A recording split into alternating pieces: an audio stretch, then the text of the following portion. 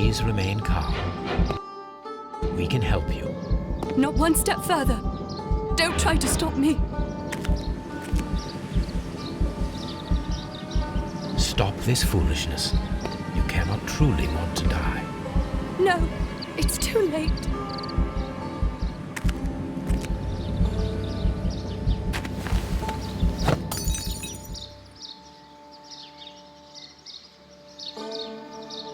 Well done, Watson. She was not faking. Miss White, you have no right to take your own life. Dr. Watson? Did you just save me? Or worse?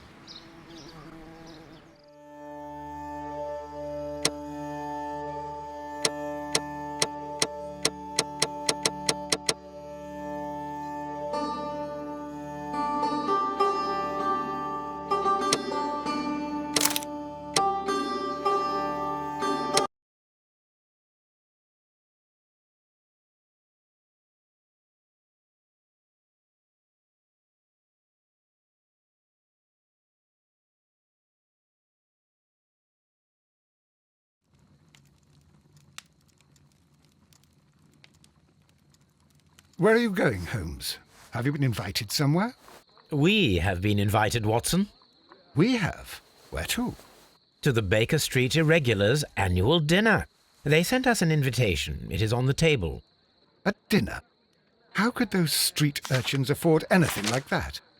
I can't understand your interest in them, Holmes. They're dirty. They wouldn't hesitate to steal your wallet. Watson, you should be excited. It is a secret dinner. Its location changes every year. Read the menu. Sounds mouth-watering. All right. We, the secret police of Baker Street, invite you, Sherlock Holmes, and Dr. Watson to our annual dinner. Menu, entree, frozen rat head salad. Is this a joke? Not at all. Pray continue. Main course, sow's udder in Danny Nutcracker's way. Sounds disgusting, Holmes. Hedgehog goulash. Street turnips in homemade juice. And it goes on. I can hear them on the stairs now. Oh, we can't go there. We can't eat that. Watson, you'll hurt the feelings of those poor children. We have to go. Oh, Mr. Holmes. It is fine, Mrs. Hudson. Mr. Holmes! Wiggins, Dr. Watson is getting ready. He will be delighted to join us. You don't look well, my young man. Is there something wrong? Don't tell me the dinner is cancelled. Mr. Holmes is my brother Leighton. He's in a prison cell. They say he's killed 2 men. You have to help us, Mr. Holmes, 'cause I know he didn't do it. Where is he now? From what I've heard, they took him to the yard and they gave him a good beating already. You know what they're like. They'll hang him. They won't look any further. Holmes, we have to help him. Well, and forget about the dinner? Wiggins, I'll take the case. You're fantastic, Mr. Holmes. I'll be waiting for you at the crime scene. You'll be there, right? It's on Half Moon Street in Whitechapel. Very well.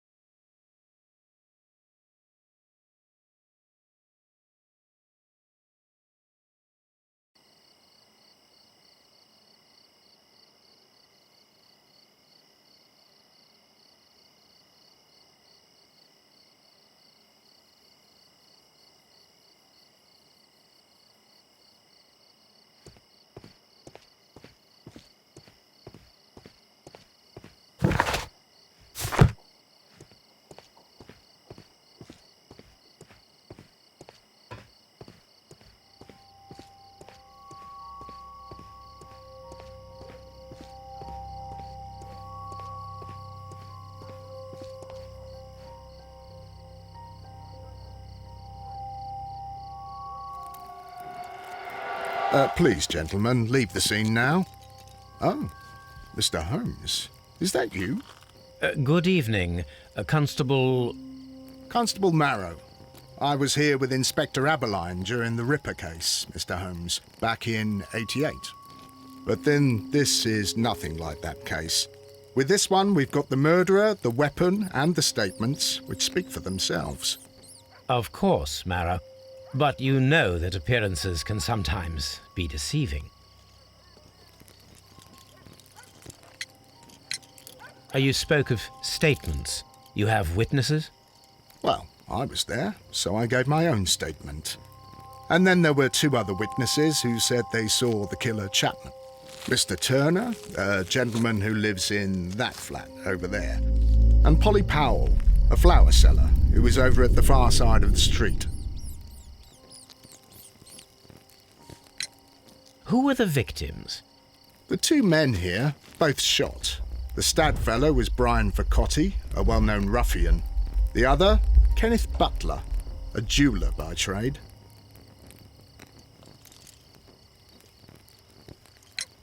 So, Constable Marrow, I should be delighted to hear your testimony. I was standing at the north side of Half Moon Street. That was the side that you came from. But you would have been unable to observe this part of the street, where we are standing now. That is correct. But I saw the two victims slowly enter Half Moon Street, and then shortly after, the fireworks started. A few minutes after that, the fellow Chapman rushed towards me and ran into Half Moon Street. Please continue. I didn't pay attention, but suddenly I heard a woman's cries and police whistles on the other side of Half Moon Street. I rushed over there and I saw the two dead bodies on the ground. When I reached Whitechapel Street, I saw Leighton Chapman. He'd been caught by two police constables. Did you hear the shots? I didn't hear any shots. The fireworks were all over the sky. They were so loud I couldn't hear anything else. What were the fireworks in honour of, Constable? Well, today's Queen Victoria's birthday, Mr. Holmes. Yes, I appear to have lost track of the days. It is May now, of course.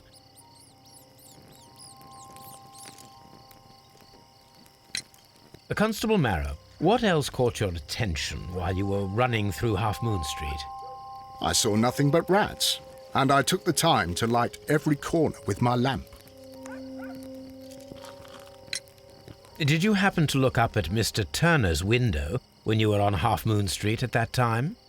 Yes, I saw that the window was open, but no one was there. It was dark in the room. Constable, your statements have been of great value to me.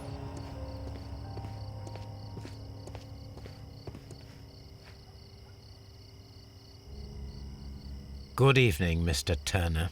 I heard Constable Marrow reply to you as Mr. Holmes. Are you that detective gentleman? I've heard of you. And well, I know things about this evening. Excellent. Might we hear your story?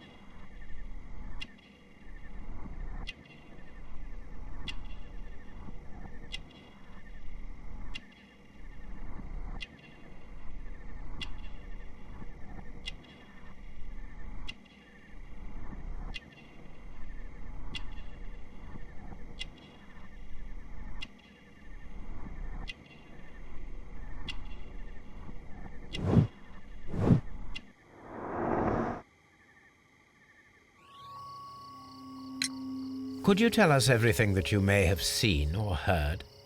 I was already in bed when the fireworks started. A few moments after, I clearly heard 2 gunshots from outside. Please continue. I quickly got up and I grabbed the lamp from my nightstand and I rushed towards the window. I looked down and I saw 2 bodies. And there was a man with a gun who was standing nearby. Where exactly? Well, near this body. Did he notice you? I don't think so. He rushed towards Whitechapel Street without looking around. Mr. Turner, did you see anyone else in the street? No, I saw no one but that man, the murderer, the fellow they caught. Were the 2 shots you heard consecutive? Yes, there was a very short pause between them, and they sounded different somehow. It seemed to me that the second shot was louder than the first.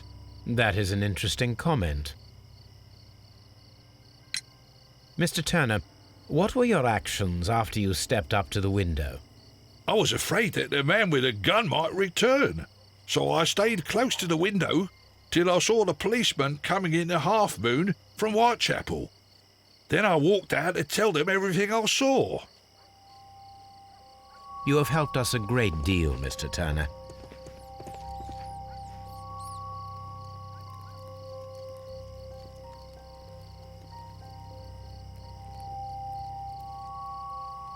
The bullet struck his head. This man didn't stand a chance.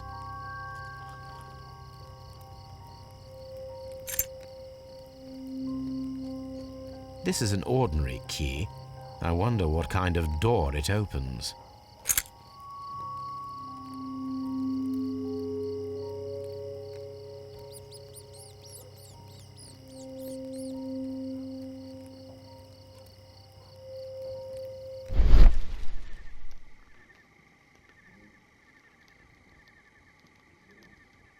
A piece of wood that has stuck between the cobblestones. Let us take a closer look.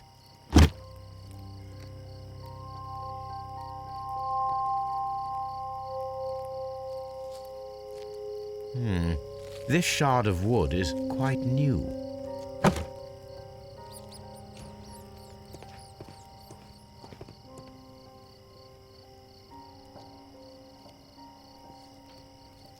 A tattoo from Westgate Prison.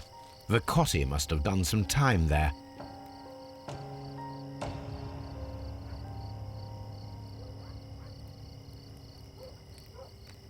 Brian Vacotti suffered greatly. What a terrible way to die.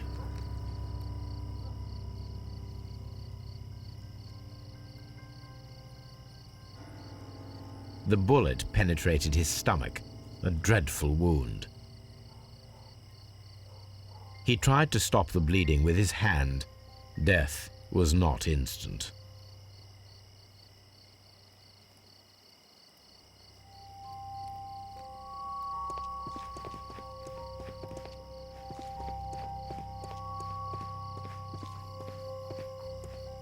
Mr. Holmes, did you see my brother at Scotland Yard? Is he all right?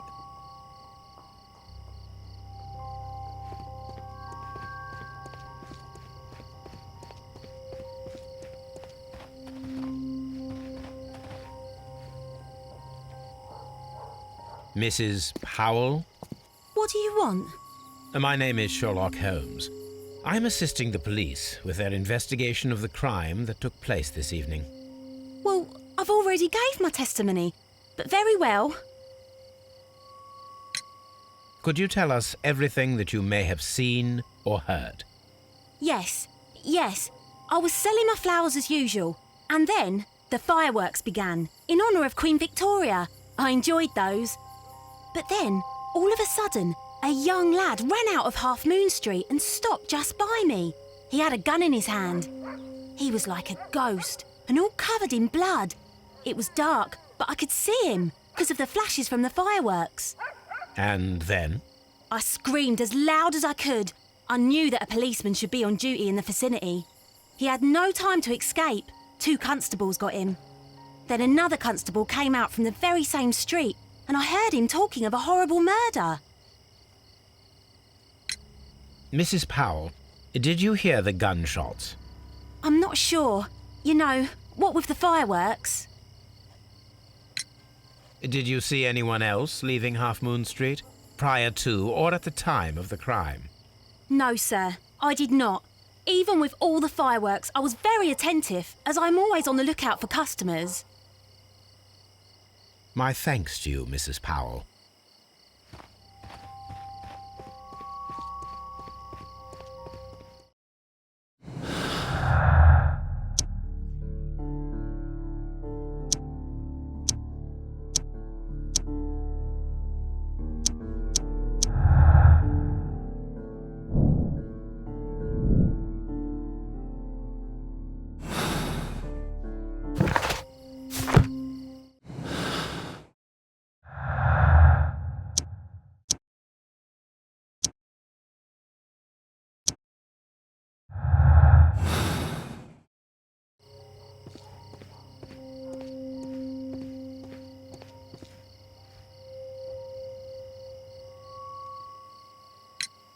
Mr. Turner, you have stated that you remained close by your window after the crime, is that correct?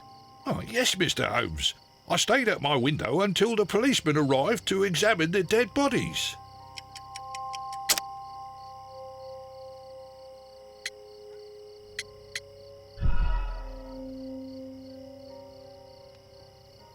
Oh, yes, Mr. Holmes.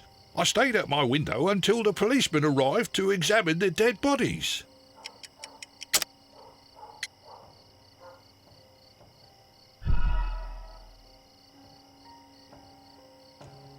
Oh, yes, Mr. Holmes. I stayed at my window until the policeman arrived to examine the dead bodies. That is very interesting, Mr. Turner. Constable Marrow stated that he did not see anyone at the window when he was running through Half Moon Street. Well, I think Constable Marrow and me, we might have been distracted by the whistles and shouts coming from Whitechapel. We could have missed each other somehow. You understand what I mean? It was a bit of a stressful moment, to tell you the truth, sir. Allow me to form my own theories, Mr. Turner. Would you mind showing me the view that you had from your window? Not at all, Mr. Holmes. Please, follow me. Mr. Turner appears to live very modestly.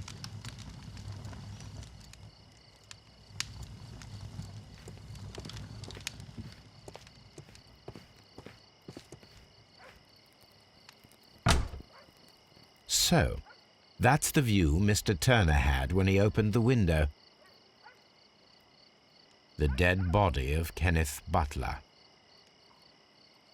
Brian Vercotti's contorted corpse. Mr. Turner had a perfect view of the crime scene. He saw the bodies clearly, and Leighton Chapman standing over them.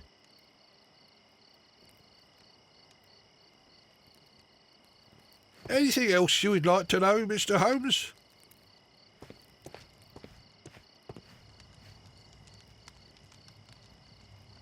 This kitchen knife is quite sharp.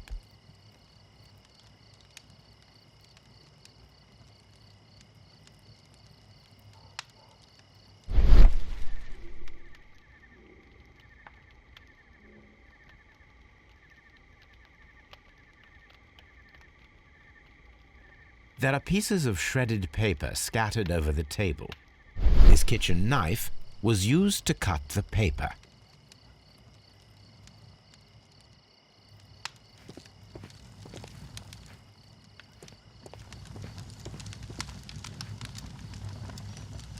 This fire is dying out. It was last tended to over an hour ago.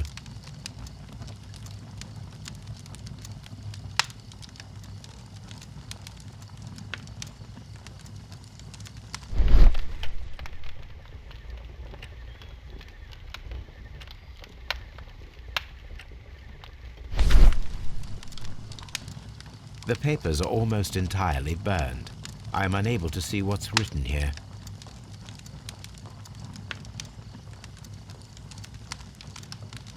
These words are illegible.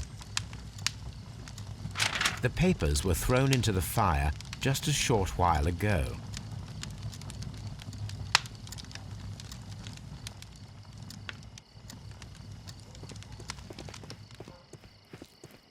Anything else you would like to know, Mr. Holmes?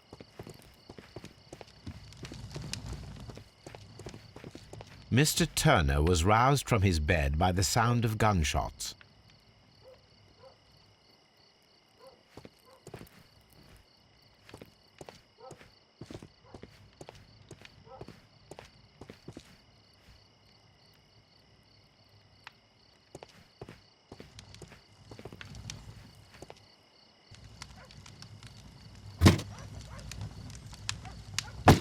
A perfect match.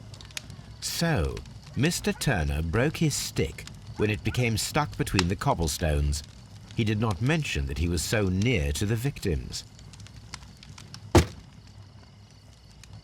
The books on this shelf are in a mess. It looks as though Mr. Turner was trying to find something in a hurry here a short while ago.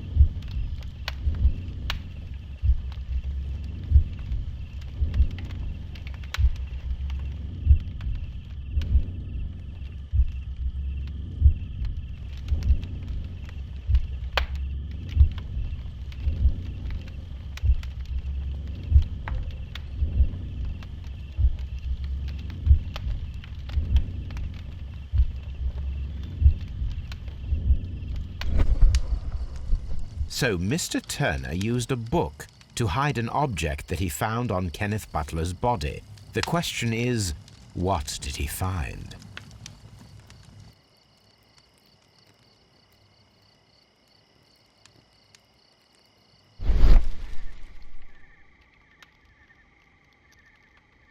I can see prints from greasy fingers upon the cover of this book. Let us take a closer look. Well now, what a find! A precious jewel, concealed inside a book.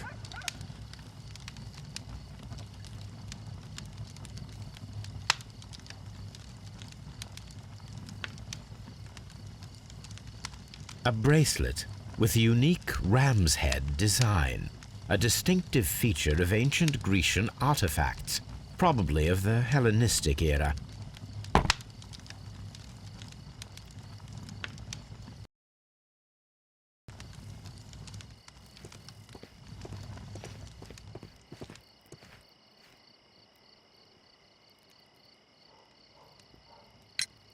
Mr. Turner, how would it be possible for a man of advanced years, such as yourself, to rush from his bed to the window in a matter of seconds, as you have stated? Well, I'm able to move very quickly, despite my age. And when the situation requires it, Mr. Holmes. I highly doubt that, Mr. Turner. I observe that you suffer a severe limp due to your injured right leg. It would have taken at least 10 seconds for you to approach the window. That means you could have easily missed something or someone in Half Moon Street during that time. You're right, Mr. Holmes. I could have missed something. But it did seem to me that everything happened so quickly. Time can pull tricks on you. And what of everything else that you told us? Mr. Turner, it is vital that we have your complete and true statement. Mr. Holmes, I do assure you that the other things I said were most sincere.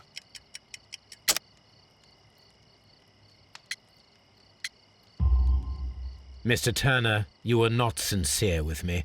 Not then and not now. But Mr. Holmes... This, Mr. Turner, does not look like anything that a poor man might possess. It is worth more than the home that you live in.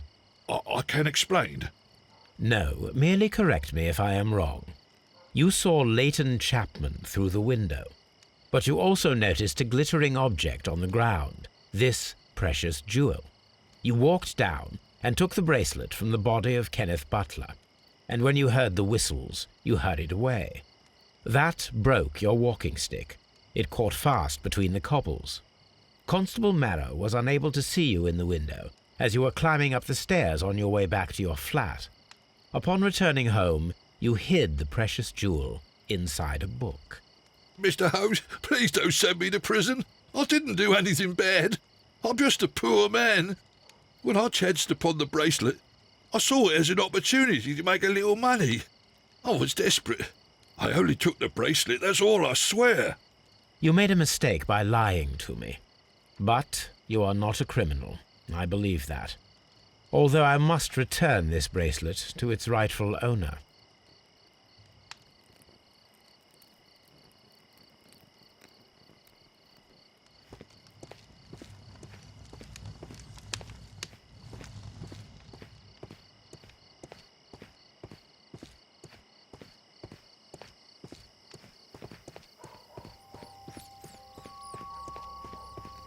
It would be my pleasure to assist you with your investigation, Mr. Holmes.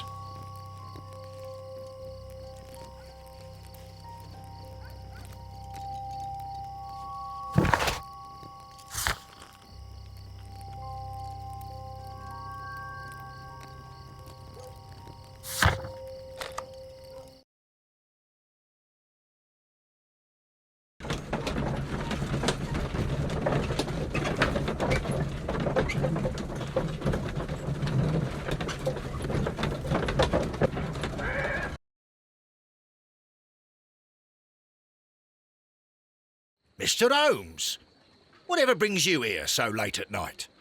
I'm interested in the case of young Leighton Chapman. He was arrested earlier this evening and accused of a double murder. I beg your pardon? That case is quite clear to the police. Or are there any new facts that we don't know about? Who knows, Inspector? Look, you are free to investigate, of course, Mr. Holmes. Chapman was arrested with a revolver in his possession, which you can find in the evidence room. The suspect himself is in custody. Did you find anything else on his person? A few personal belongings. Nothing particular, Mr. Holmes. Thank you, Lestrade.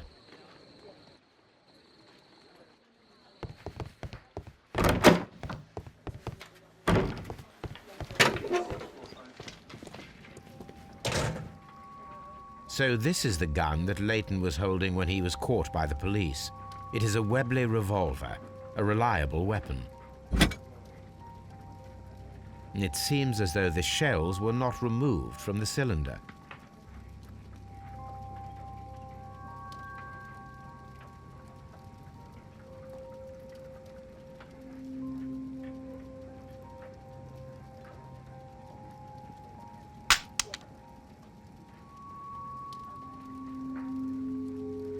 Two out of the 6 shells have been fired.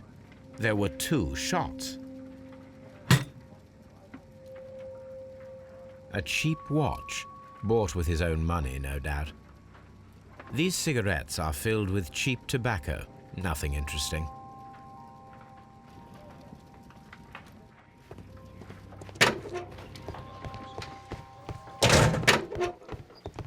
Please escort this suspect for interrogation.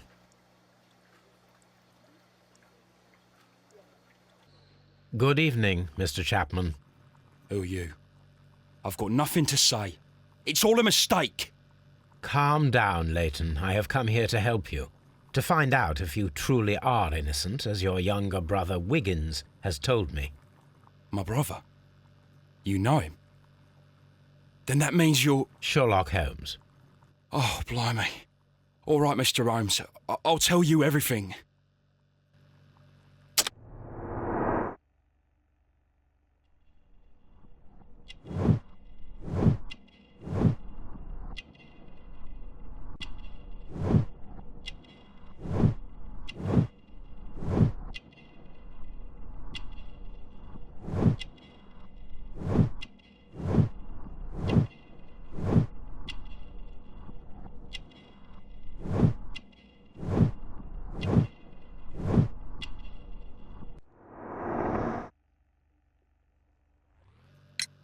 Good. Tell me your account of what happened.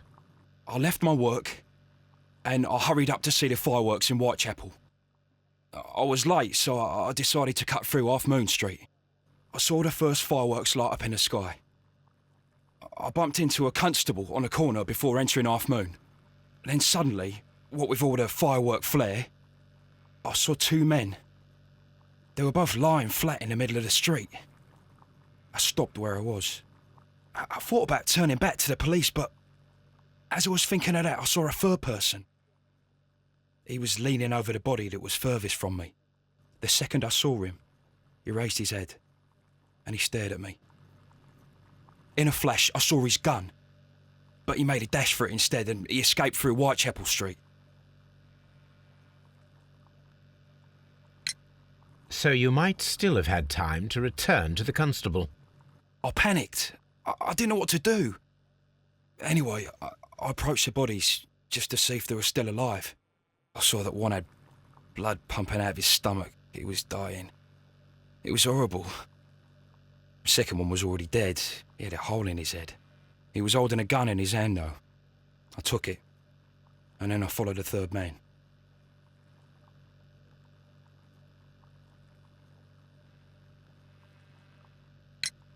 Interesting. Pray, continue. I turned a corner, and I saw the man standing in the middle of the street. He seemed to be in some sort of panic. And then, Mr. Holmes, something strange happened. I told the police and they laughed at what I said, but I swear to you, my words are true. I started running towards him. But then I was blinded by a flash. It was so bright that I hardly saw anything for a good dozen seconds. But I kept running forward. As I arrived in Whitechapel, I heard a woman screaming. And then I was caught by the police. But there wasn't a trace of that man. Of course, then they found a gun and all that blood. I couldn't see the murderer escaping and all that mess. Perhaps I was still half-blinded at that moment. A thrilling account, my young man.